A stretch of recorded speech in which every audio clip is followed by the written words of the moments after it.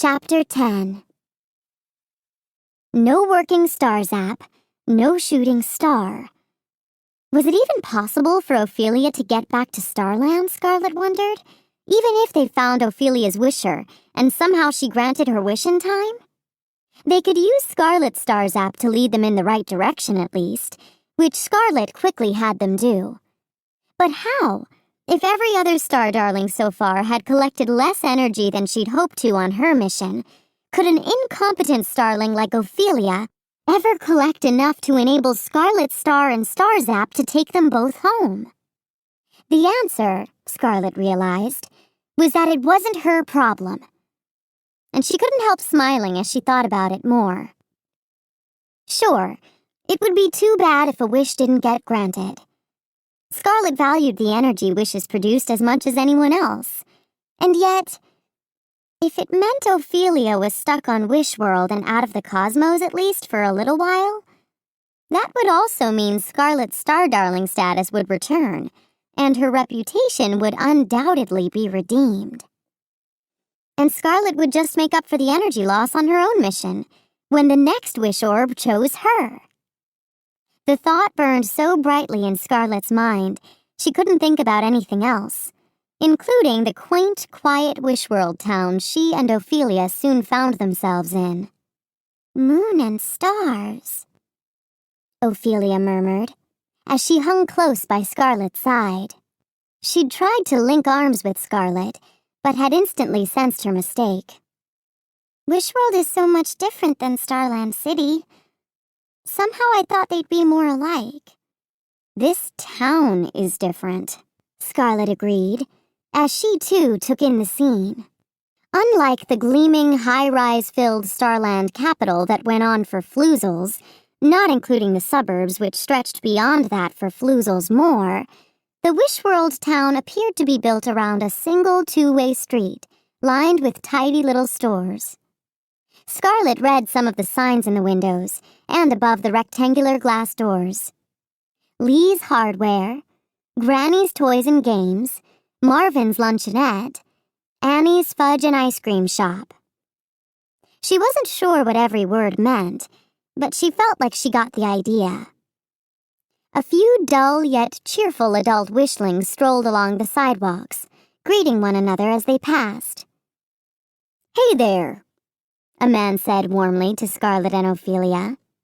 He was pushing a cart full of folded papers and rectangular packages. Those were covered with paper, too. He stopped at the corner by a large blue boxy container with a slightly dented rounded lid. The starlings watched him reach into the pocket of his short blue pants and pull out a key on a cord. He used it to open a door in the side of the box, where he found more paper.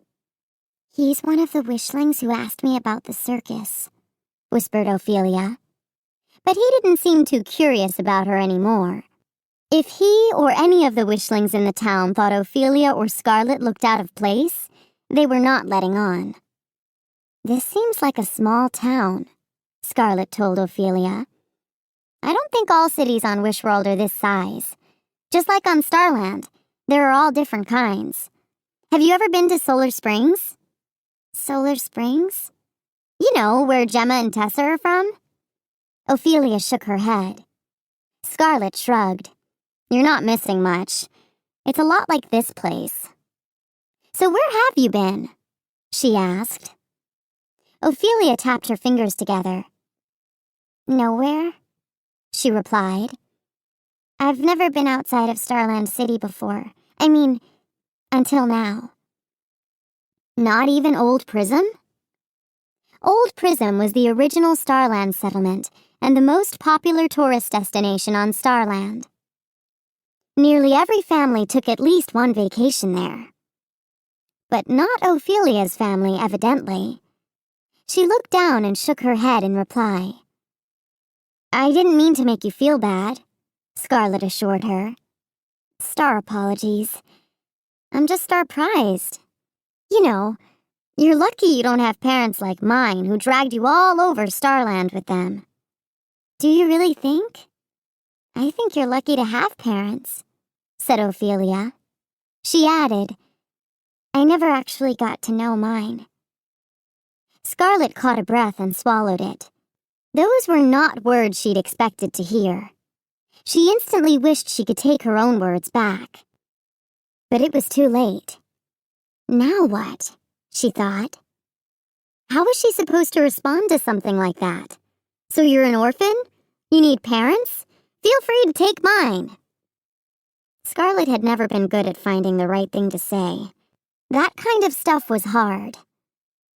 Luckily, she didn't have to say anything, because Ophelia said something first. Stars! Look! Palm scanners! Ophelia pointed across the street at a square yellow box set on top of a pole. Inside, a big red hand flashed on and off. There was another one they noticed on their own corner, high above their heads. And they did resemble palm scanners, in some ways, Scarlett thought. But something about them wasn't quite right. First of all, yes, they were much, much too high for a wishling palm to reach. Plus, there were no doors to be opened that Scarlett could see. I wonder how you reach them, said Ophelia. She stood on her toes and stretched her hand as far up to the one on their corner as it would go. Still, there was more than an arm's length between her hand and the red one, even when she jumped. Let's figure that out later, said Scarlett. When we have to. Right, said Ophelia. Of course. Just then, a large yellow wishling vehicle rolled past them, on those round black things that wishlings called whorls? Wools? Whirls? That's a school bus, said Scarlett. And look, here comes some more. What's a school bus? Asked Ophelia. Are you serious? Said Scarlett. She was. They're like star buses, but they roll along on the ground instead of hovering above it. They take wishling students to school when they don't already live there. Oh, so we're getting close to a school? Very close, said Scarlett. She looked down the street at a large tan building with a tall gray pole planted in front of it. Look, Scarlett! Stars! Said Ophelia, pointing to the flag up at the top. There wasn't enough breeze to keep the tricolored banner flying, but now and then it caught a gust. Scarlett saw the stars and instantly counted half a hydrong. So, is that a school? Ophelia asked, as they watched the first yellow bus and several more exactly like it turn in and pull to a stop in front of the building. Scarlett nodded and checked her stars app. It was precisely where their directions led. It's so quiet. Where are all the wishlings? Said Ophelia. That was when they heard the bell. It came from inside the school, but even from that far away the ringing hurt their ears. What was that? Ophelia asked Scarlett, just as the doors to the school burst open and a flood of young wishlings came pouring out. Scarlett and Ophelia stood and watched lines form beside each school bus, while other wishlings simply walked away. Oh, stars! Did we miss the school day? Ophelia said with a gasp. Is everyone going home? What are we going to do? I'll never find my wishling now. Not if you stand here like that, you won't, muttered Scarlett, grabbing her by the arm. She dragged Ophelia toward the school and pointed to her bracelet. Keep an eye on your wish pendant, she reminded her, sure that she'd forget. We'll know we've found your wishling as soon as it starts to glow. Scarlett eyed Ophelia's bracelet, too, as they hurried past each bus. The lines outside the vehicles had all but disappeared. Engines were revving, and drivers were calling, "All right, find a seat and sit in it back there." Superstar! There it goes, said Scarlett, as the bracelet blinked. Your wisher must be on this bus. A moogle later, she sighed. Oh, no. The sun just caught a facet. It isn't glowing. Never mind. She turned as a group of girls brushed past them, then paused by the closest bus. One girl was quite tall by wishling standards, with laser-straight rows of tight black braids. The others were of average wishling height. One had straight fair hair that hung smoothly down her back. The other's hair was dark and thick and curly, and seemed to defy the basic rules of Wishworld gravity that Scarlet had learned in school. "So you're sure you can't come home with us?" that girl was saying. "Sorry, I really am," the tall girl said. "I have all these chores to do today." The fair-haired girl sighed heavily. "You know this project is due on Friday," the first girl said. "And we're all supposed to contribute. This is a big part of our grade." "Yeah, a big part." The other girl flipped her pale hair back with a toss of her head. "And we're doing all the work. I mean, I wish you'd said something about all these doctor's appointments and your piano recital and today's chores when we started on this. If it's just chores, can't you do them later?" said the curly-haired girl.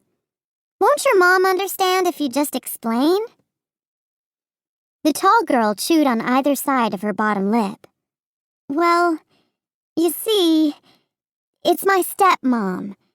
And well, she's like so mean." "Oh, sorry." The two girls nodded sympathetically. The tall girl heaved a heavy sigh, as if that was the story of her life. "So, what about tomorrow?" the girl with the fair hair asked more gently. "Can you at least come home with us then? If the chrysalises start hatching today, like I think they will, we'll have our butterflies and that'll be it." "Oh, I hope they hatch today," said the curly-haired girl. "I know, right? I can't wait." Her blonde friend clapped quickly, as if beating a snare drum. "Oh, you know what we should do? We should have a big butterfly party and celebrate." "Yes!" The two traded aha grins, while the third girl looked down at her shoes. "Your stepmom would let you do that, wouldn't she?" the blonde girl asked. The tall girl shrugged. "I don't know. She's so mean, like I said." "All aboard!" the bus driver called down through the door just then. Both girls looked up and waved. "Come in." The curly-haired girl turned back to the tall girl. "See you tomorrow, I guess, Arden." "See you tomorrow, Chloe. Bye, Sydney." "If the butterflies hatch, we'll text you." "Great. Yes, definitely do." Sorry about your stepmom and all." "Thanks," the girl murmured. "It's kind of hard." "It's her." Scarlet leaned over and hissed to Ophelia, more into her pigtail than her ear. "Do you really think so? How do you know?" Ophelia turned to her. "Are you sure?" Scarlet twisted her mouth in irritation. "Check your wish pendant and you'll see. I'll bet my stars it's that stepmother." Her eyes narrowed at the thought. It's a classic Wishworld wish. She's probably been wishing to get rid of her, once and for all. But that's an impossible wish. "Well?" She nodded toward Ophelia's wrist. "What are you waiting for? Check your bracelet." Why she was so eager for Ophelia to find her wisher, Scarlet didn't know. Just a few Moogles earlier, she had wanted desperately for Ophelia to fail. But now, oddly, not so much. She was as sure as a sundial the bracelet would be glowing like a fiery flare. But no, the star-shaped jewels on the bracelet were as lifeless as they had been before. "I thought we'd found her. Didn't you?" Scarlet looked over her shoulder at the tall girl, still so close to them, watching her friend's bus pull away. "Maybe she is my wisher," said Ophelia. "Maybe, just like my star zap, my wish pendant is powerless too." She looked down at her wrist in frustration. Then, suddenly, her head bent farther down. "Did you bring a glowworm here with you from Starland?" she asked, pointing toward the ground. "What?" "You're glowing. There, on your ankle. Under your... what do you call those again?" "Jeans," said Scarlett, distracted as she followed Ophelia's eyes. Her ankle was glowing, even through the heavy pants.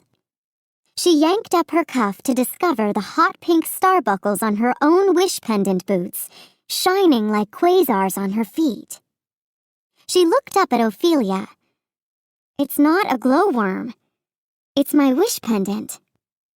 Ophelia's eyes were as round as moons. "Why is your wish pendant glowing?" "Don't ask me. How should I know?"